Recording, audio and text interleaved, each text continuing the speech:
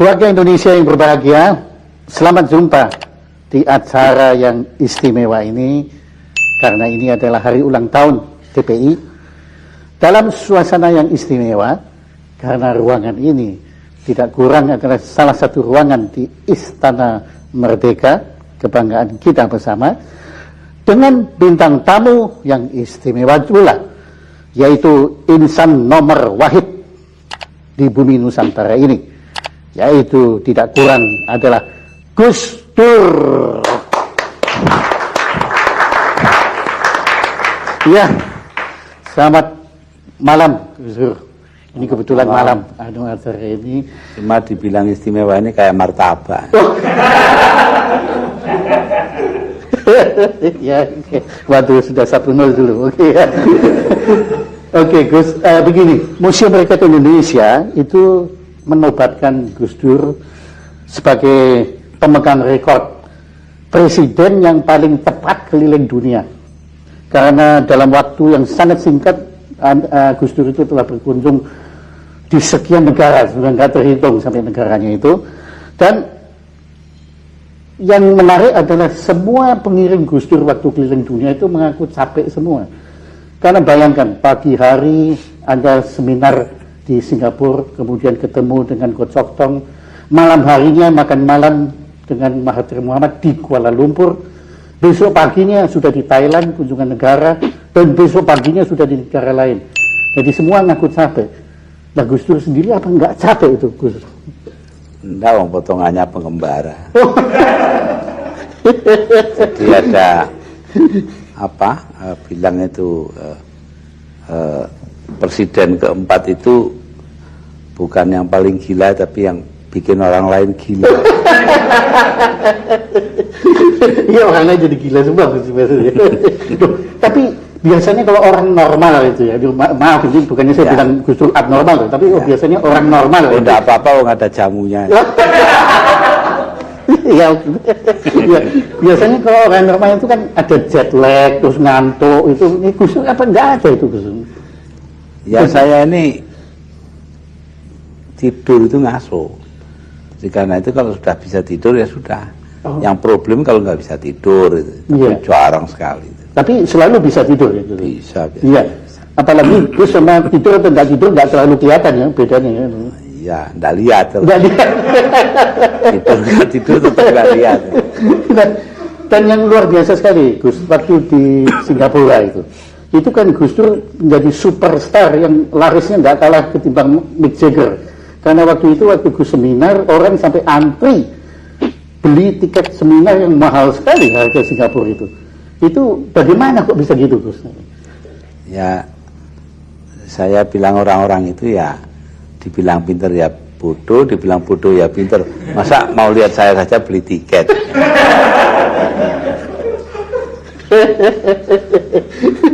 Tapi waktu itu Gus waktu itu ngomong tentang investasi Indonesia waktu itu. Ya. Itu ya. Saking kebeletnya mau investasi aja. Jadi karena mereka sudah kebelet mau investasi itu ya. Dan yang menarik juga, konon saya nggak tahu benar ya, tapi Mbak Yeni pernah cerita pada kami, itu Bill Clinton itu kan semula mau terima Gus Dur hanya setengah jam.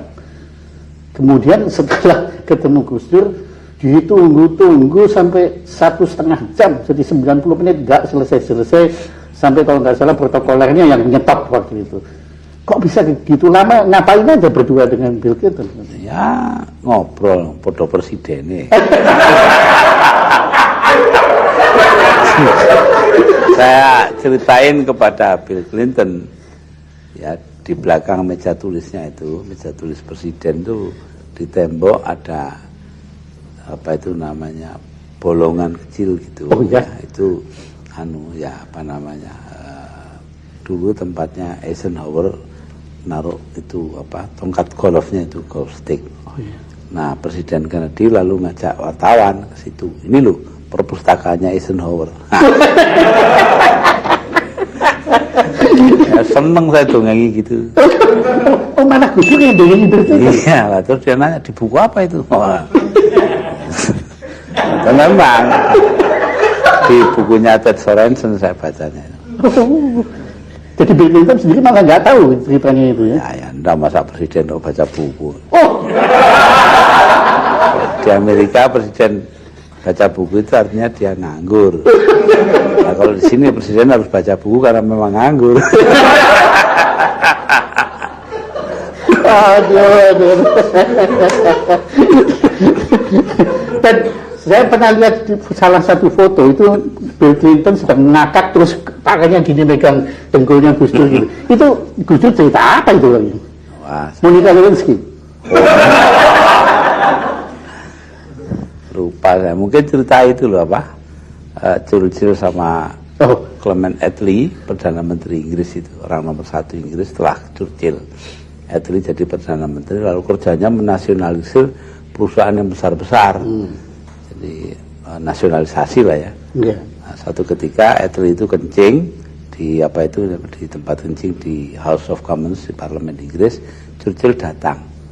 Nah, dia kencing sampingnya, terus Attlee kok nengok sama dia, jangan lihat sini, kamu senengannya menasionalisir yang besar-besar. Mungkin itu. Itu kenyataannya itu memang besar atau gede ngomongnya besar itu. Untungnya. Jadi itu Bill Clinton belum tahu dong yang itu, belum tahu ya. Wah, kalau gitu Bill Clinton ketagihan ketemu Bill. Tapi di samping bicara-bicara tentang Churchill, bicara tentang golf itu, apalagi yang dibahas selama 1,5 jam itu kan lama. Oh ya, itu apa namanya, mengenai penanaman modal Amerika di luar negeri, termasuk di Indonesia. Ya, bagaimana dia akan membentuk kelompok tenaga ahli di bidang itu. Cuma sayang ya, saya tidak berani ngomong karena dia tidak paham. Kalau saya ngomong, sebenarnya saya mau bilang, saya tadinya itu, ya Anda menyiapkan tenaga ahli, kami sudah punya calon ahli. Di NU itu banyak calon ahli kubur. Ada seorang kenalan kami di NHK Jepang, itu dia cerita katanya waktu Gus Dur dipilih menjadi presiden tuh banyak orang nggak kenal Gus Dur itu siapa di sana ya, dan kemudian mereka juga siapa sih meragukan, tapi yang istimewa itu kemudian sama Gus satunya ya, Gus apa ya, Gus Mauzanana. Ya. Terus iya. Ya.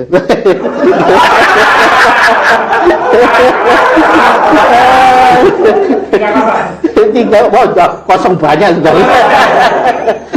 Ya, apa lupa kan. Oh iya, jadi balik lagi. Tapi biasanya kan pertemuan di Jepang, apalagi upacara kenegaraan presiden ketemu perdana menteri, itu selalu serius, sepi, kuburan. Tapi waktu Gus Dur datang, itu ramainya bukan main, ketawa semua tem itu sana. Itu Gus Dur cerita apa di sana lagi di Jepang itu? Nah, itu nyifati ya. Karena saya bilang sama dia, sama Obuchi. Perdana Menteri Obuchi, bahwa ya ini ini nyolong ini ya.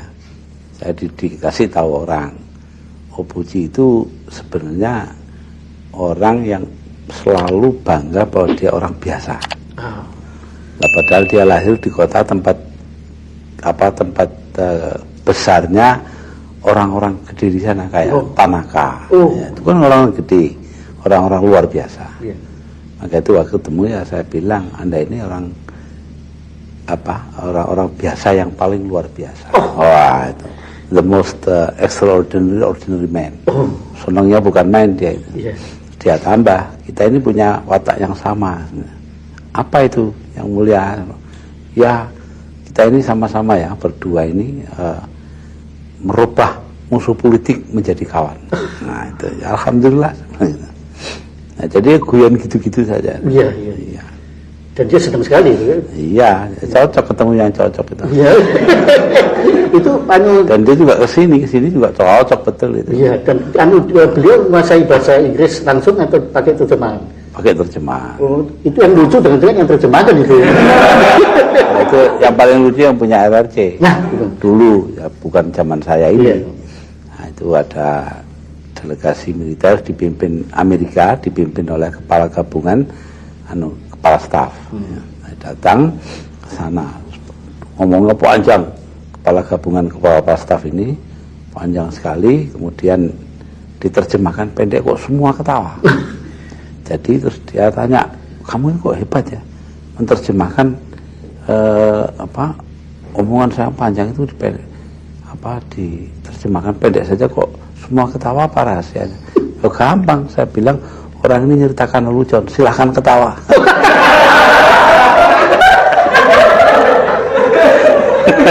Ini mereka tertawa, saya nggak bilang lelucon tuh. Mereka ketawa semua. Nah, yang rapi lagi, saya dengar waktu Anda ke Arab, itu Gus Dur kan pidato dalam bahasa Arab. Itu orang-orang Arab ketawa semua ya lucunya. Tapi yang paling lucu katanya orang-orang Indonesia yang tidak bisa bahasa Arab juga ikut ketawa waktu itu semua. Kenapa tuh? Nah, itu karena seperti kata Pak Yudhoyono, kami tidak bisa bahasa Arab, kami ketawa karena melihat orang Arab ketawa.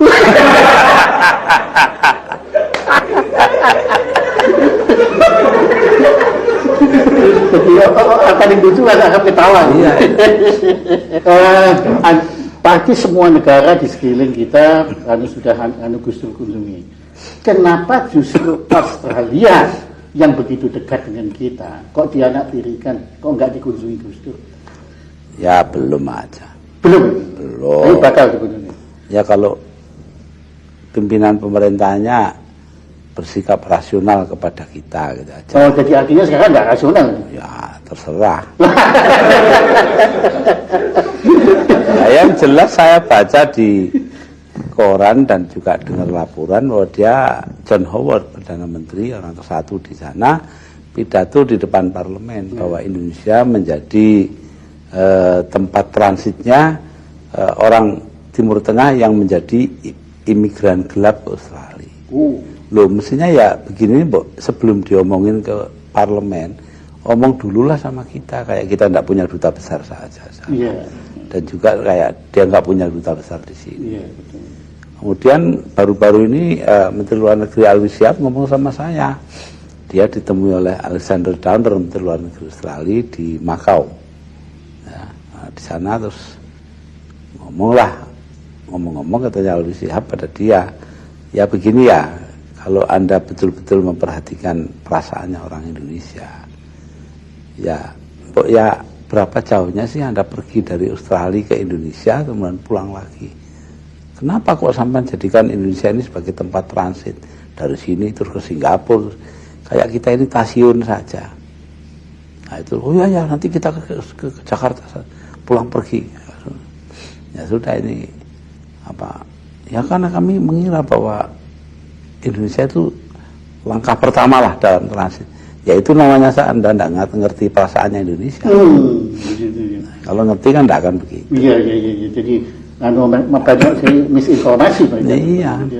Nah, menurut Gus Dur sekarang kalau Anda amati apa di dunia saat ini, di planet bumi ini ada kepala negara yang lebih lucu ketimbang Gus Dur? Wah, tidak tahu saya. Belum tahu ya? Tidak tahu. Tapi kalau menurut Gus Dur dari kalau saya ini kesasar. Mestinya jadi pelawak kok jadi presiden.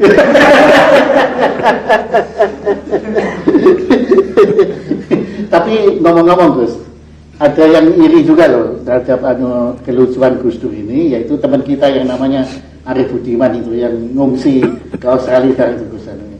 Dia itu kan pernah ngomong Gus Dur itu sekarang nggak ada waktu ngurusin negara karena waktunya habis untuk koleksi lelucon gitu.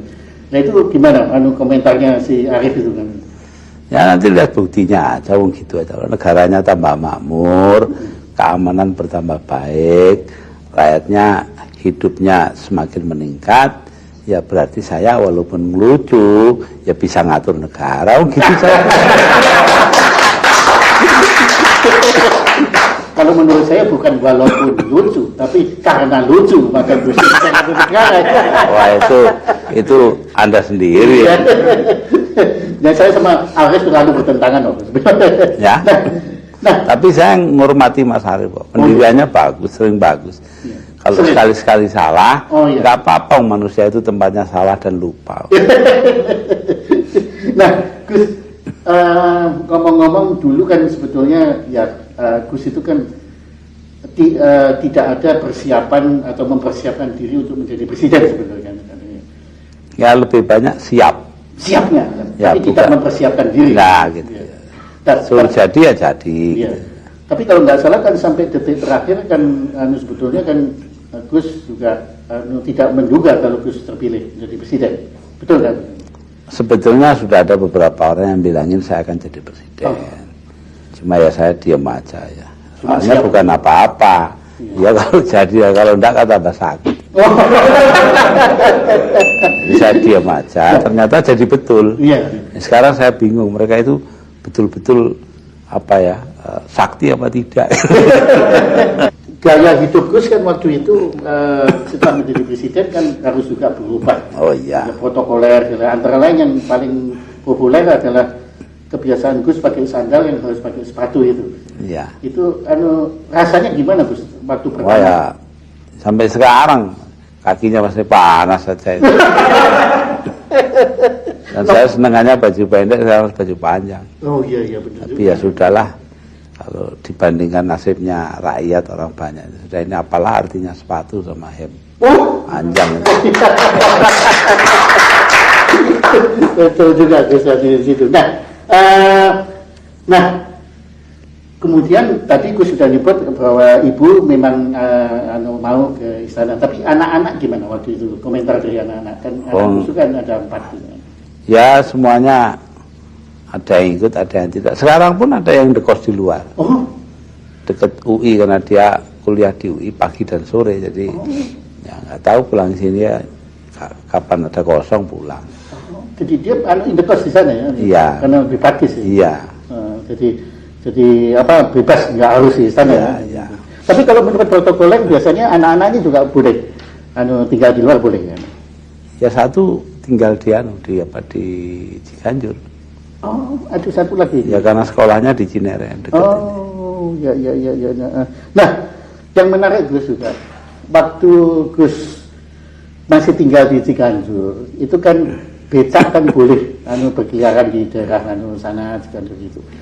Nah, tapi yang menarik belakangan setelah Gus pindah ke istana, itu pemerintah daerah kok mengeluarkan peraturan becak nggak boleh lagi berkeliaran.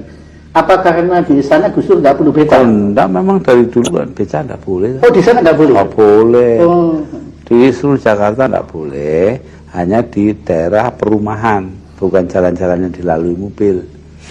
Nah kemarin ini digunakan kesempatan karena saya minta perhatian agar mereka itu dilindungi.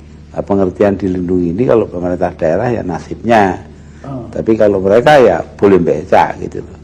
Padahal sudah saya ingatkan, masa manusia sama dengan kuda.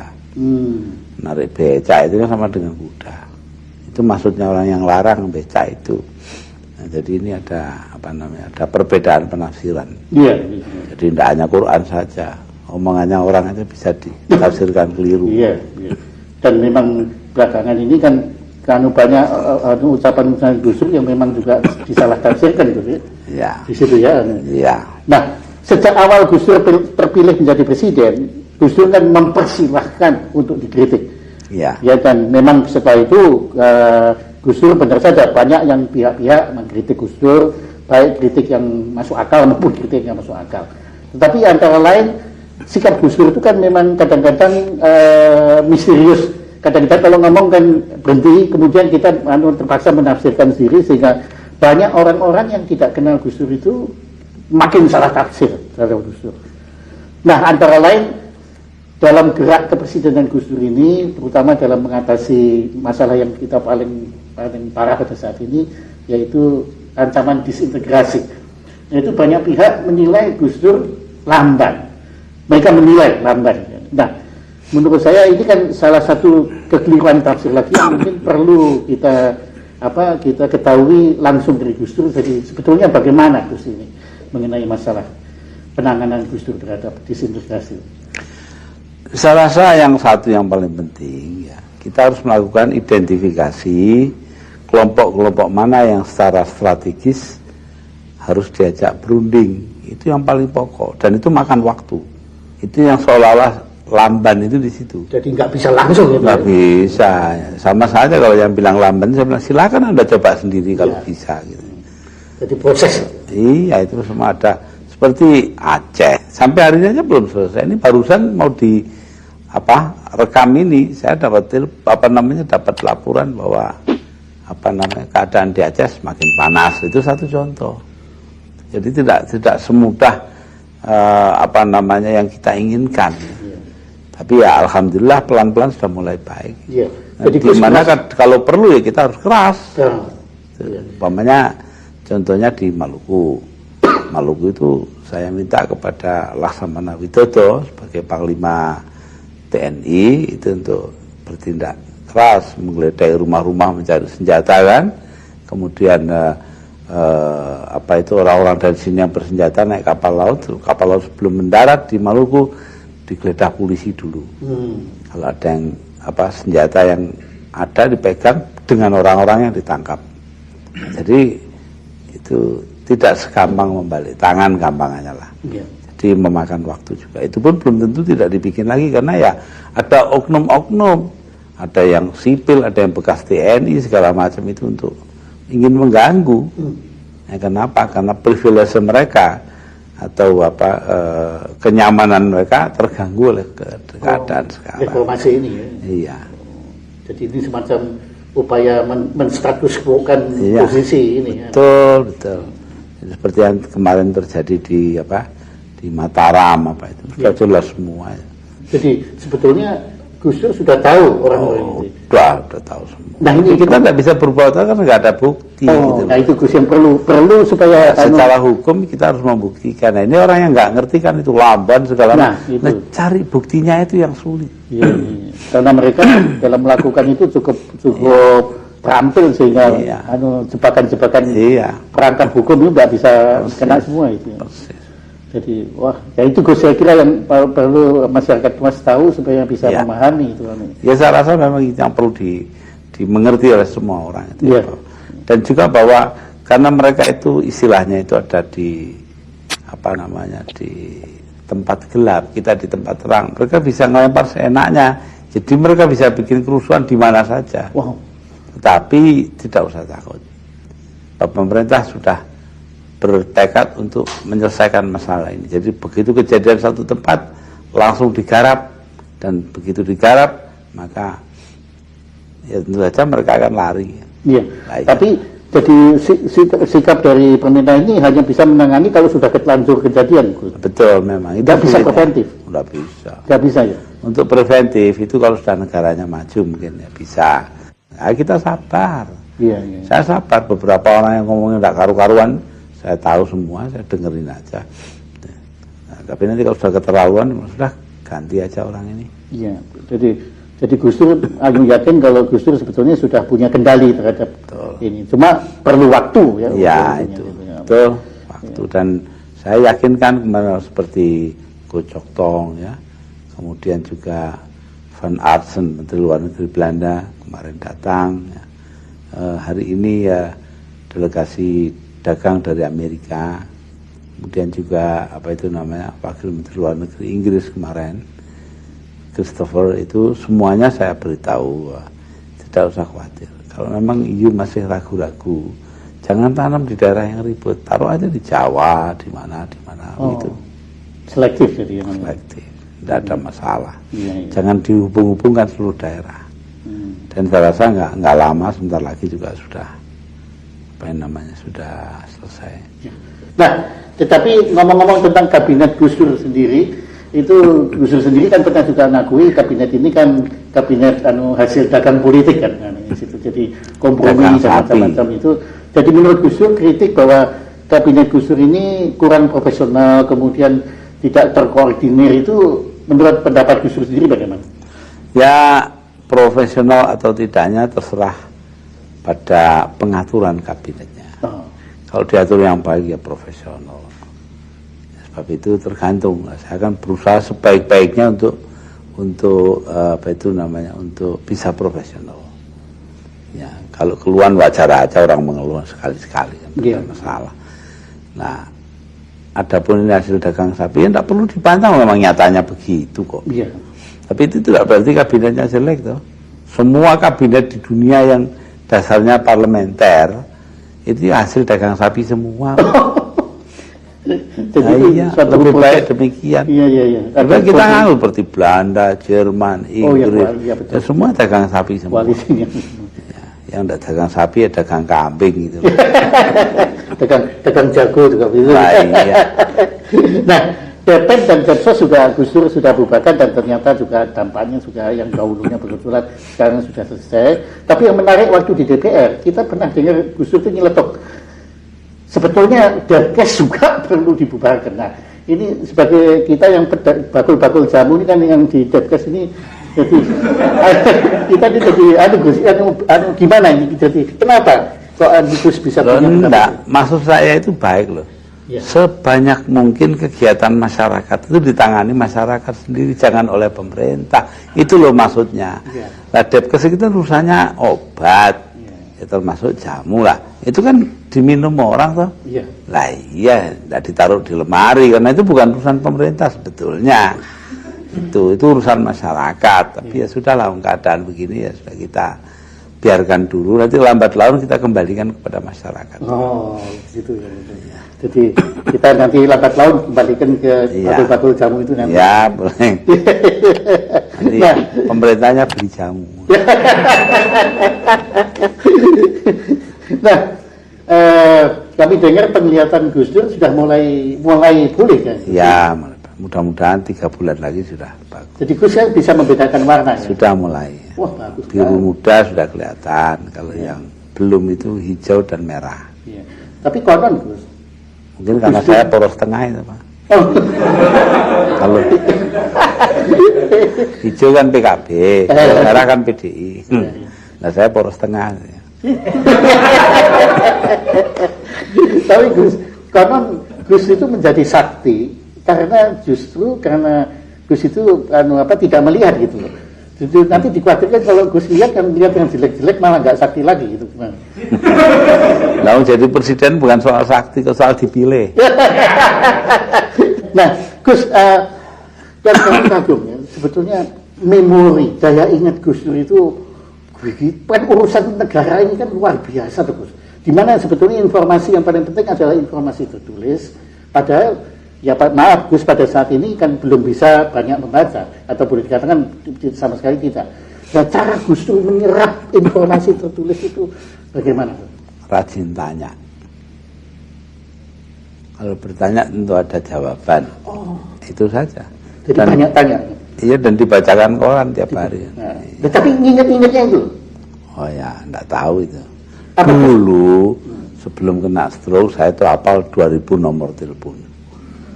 Sekarang ya mungkin tinggal 10. Oh, hafal. Iya. Jadi Gus punya photographic memory. Ya mudah-mudahan. Tapi betul ya Gus itu kalau Gus buku telepon segala itu bisa ingat ya. Ya 2000 nomor. 2000 nomor. Padahal handphone saya cuma 100 ya. Kalah sama Gus Dur. Kalau Gus Dur jadi handphone saya bagus. 10 handphone. Gus handphone. Nah, kemudian kalau pidato-pidato kenegaraan itu Gus mempersiapkannya bagaimana? Ya begini ya, karena selama ini jadi bidang perhatian saya, jadi sebenarnya saya nggak pakai persiapan. Asal dikasih tahu pointersnya ini ya sudah, terus saya langsung pidato. Iya. Jadi kayak tadi itu ya, saya malah acaranya pun saya nggak tahu. Iya. Saya cuma dengar dia akan diminta mencanangkan hari bulan keselamatan dan kesehatan kerja ya. K3 yang saya bilang ini kok kayak nama jamu saja. Nah itu jamu kaki 3 itu. Kayak obat aja. Iya betul. Nah terus saya dengar itu, saya ya terus dengerin waktu menterinya laporan gitu kan. Ini tahu masalahnya ke situ. Sudah langsung apa yang terpikir oleh saya, reaksi terhadap omongan itu saya keluarkan. Ya. Kalau kena kebetulan alhamdulillah, kalau enggak kena ya salahnya yang dengar, gitu saja kan. Tapi sampai saat ini selalu kena terus ya. Ya, mudah-mudahan. Iya. Nah, Gus, tentunya belakangan ini contoh kita peduli omongannya Arif Budiman itu, Gus kan punya koleksi lelucon-lelucon baru yang ada kaitannya dengan kepresidenan Gus ini. Kira-kira apa Gus yang baru-baru ini? Oh ya, enggak ada. Wong presiden itu kan serius ya, bukan lelucon. Tapi ada yang lucu-lucu atau memang sudah lucu sendiri gitu? Nah, yang lucu ya dari luar itu dapatnya. Yeah. Contohnya itu pemerintah dapat kritikan. Ada kiai tua dilapor oleh kiai muda. Ini masyarakat tuh sering bontokan satu sama lain mencaci maki. Lah bahasa Jawanya kan madani. Dari podo. Jadi kiainya tua ini entah salah paham, entah main-main atau dia bilang, ya ini akibat dari pemerintah sendiri loh. Kenapa?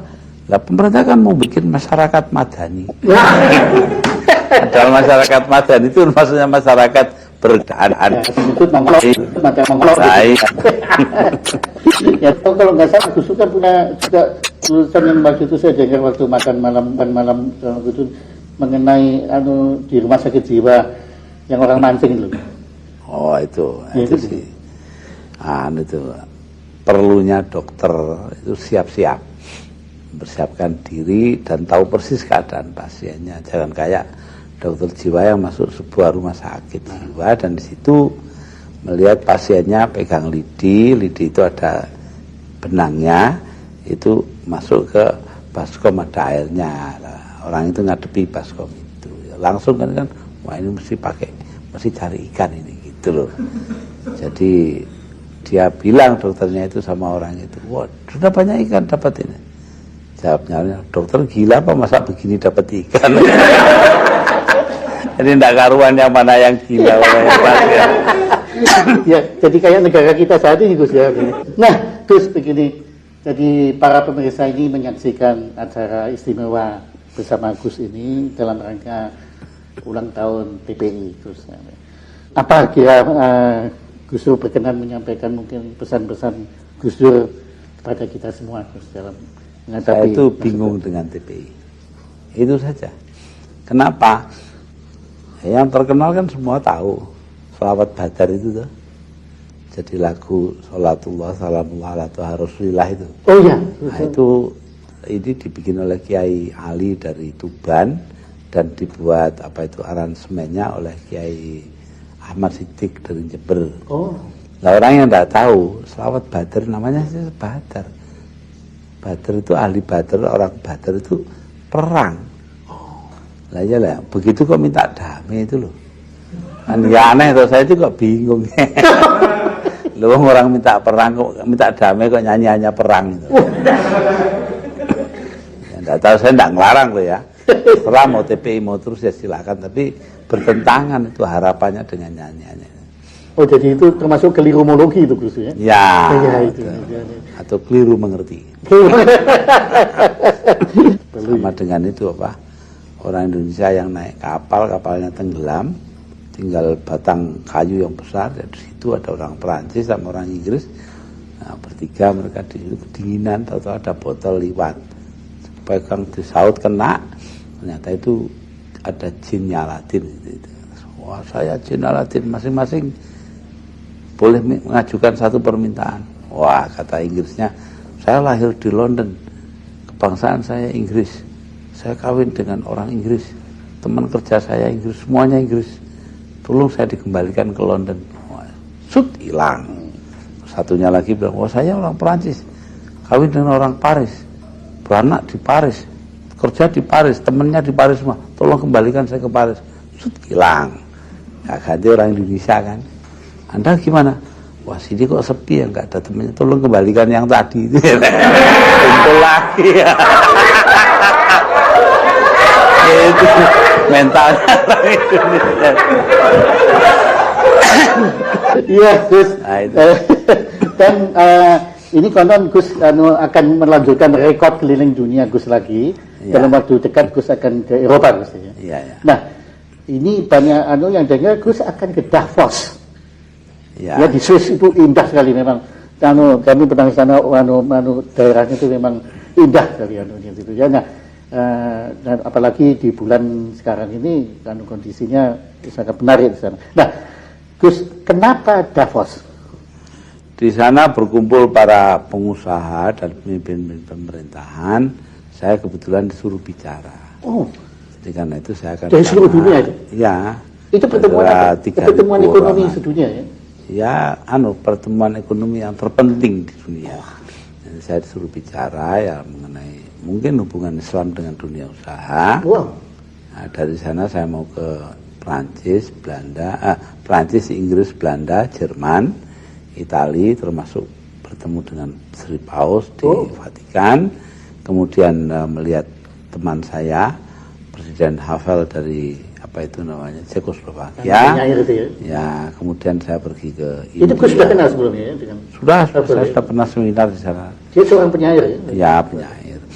Juga dramawan. Oh, dramawan. Ya, jadi kayak Arswendo. Ya, kayak Arswendo. Tapi nggak pernah dibui. Oh, nggak tahu ya saya. Apa Havel pernah dibui? Pernah kok itu. Pernah ya. Iya, jadi ya sama kok itu sama. Benar. Nasibnya sama lah. Cuma dulu itu ada kejadian. Waktu saya seminar di sana ditutup dengan sebuah acara di katedral. Nah, baca doa-doa bersama di katedral di Praha. Oh, di Praha. Iya, di Praha betul. Itu di katedralnya. Nah, itu jejer istananya dengan katedral. Iya, bagus. Saya duduk samping saya itu ada seorang bekas presiden dari Bulgaria. Orang ini dari kecil memang aktif di Partai Komunis. Jadi tidak tahu agama. Nah, ketika dimulai, maka doa bersama itu dimulai oleh Dalai Lama. 15 menit bahasa Tibet, tidak ada yang paham. Yeah. Yang kedua, Syekh Ibrahim dari Maroko, bahasa Arab, yang tidak ada yang paham. Kecuali dia sendiri. Beberapa orang ya saya paham lah, berapa jam. Kemudian habis itu Uskup Agung yang pegang katedral itu, ya, pakai bahasa Latin, tidak ada yang paham. Tiga-tiganya akhirnya Bulgaria tanya saya, ini pertemuan ini prosedurnya masih lama. Prosedur ya. Dia tidak tahu bahwa itu acara agama. Apa namanya nggak tahu, doa bersama, pokoknya bagi dia prosedur. Kayak prosedur protokoler. Nah, itu dari Praha saya akan ke New Delhi, berbicara di Jawaharlal Nehru University. Di samping ketemu dengan Perdana Menteri, ya, dengan beberapa orang lain. Nah, kemudian 2 hari di sana, saya ke Korea Selatan. 2 hari karena sudah janji dengan Kim Dae-jung. Kim Dae-jung ini saya anggap guru saya. Ya, karena apa? Dia itu dipenjara, disiksa, segala macam itu. Dia tetap berbelas kasihan dan mencintai orang yang nyiksa dia. Kan jarang itu. Kim Dae-jung itu. Saya dari tahun 60-an sudah pegang sajaknya itu. Tangan perantai berdoa itu. Kan dia orang Kristen Protestan. Jadi sejak tahun 60 itu sudah. Saya diundang ke Seoul sudah dengan Mbak Mega dulu. Ya, terus beberapa tahun yang lalu. Jadi saya mengagumi Kim Dae-jung ini. Ya, kemarin ketemu di Manila. Ya, biasalah guru dengan murid, saya janji untuk ketemu dia di Korea. Di Korea 2 hari, lalu di Thailand 1 hari untuk KTT. KTT-nya PBB. Ada satu badan PBB minta saya membuka KTT itu. Terus pulang. Nah, ada sebagian juga yang mempermasalahkan Gus Dur ini banyak ke luar negeri. Nah, tentu mungkin ini sekali lagi adalah penafsirannya mungkin yang dalam ini berbeda dengan apa yang tujuan Gus Dur. Mungkin Gus Dur bisa kisahkan pentingnya perjalanan-perjalanan ke luar negeri. Ya begini ya, kalau saya ke luar negeri itu sebenarnya nggak nganggur kok. Ya. Itu ya itulah, setengah hari, 1 hari itu kan penuh semua waktunya. Sebenarnya yang saya maksudkan itu hanya satu, pengakuan internasional atas keutuhan teritorial Indonesia, wilayah Indonesia. 1. Kedua, saya juga ingin investasi di Indonesia itu cepat. Ya, karena Indonesia hanya bisa bangkit kembali ekonominya kalau ada penanaman modal di sini. Jadi karena itu saya begini-begini ya untuk Indonesia juga. Lah orang yang khawatir saya bisa mengerti. Ditinggal lama-lama kan khawatir toh. Nah, tapi ya jawaban saya satu saja. Untuk apa punya menteri di bidang ekonomi kalau tidak ditinggal-tinggal gitu.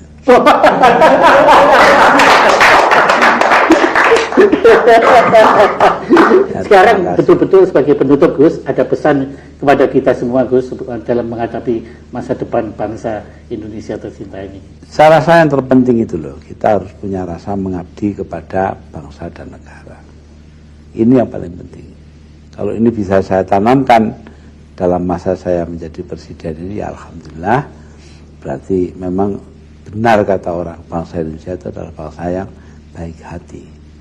Ya, suka lupa keburukan orang, ingat terus kebaikan orang. Itu saya rasa mudah-mudahan kita, sebab dengan kita mengabdi kepada kepentingan bangsa dan negara dan mendudukkan kepentingan kita sendiri di tempat nomor 2, maka kita akan bisa mengangkat derajat negara kita. Ini yang membuat Amerika besar, ini yang membuat Republik Rakyat Cina besar, Jepang besar, ya, karena semuanya mereka kebanggaan dirinya sebagai bangsa. Yang katanya Bung Karno meminjam ucapan dari Ernest Renan, raison d'être, sebab adanya sebuah bangsa itu apa? Nah itu. Nah, jadi ini penting sekali diingat. Terima kasih. Khusus. Ya.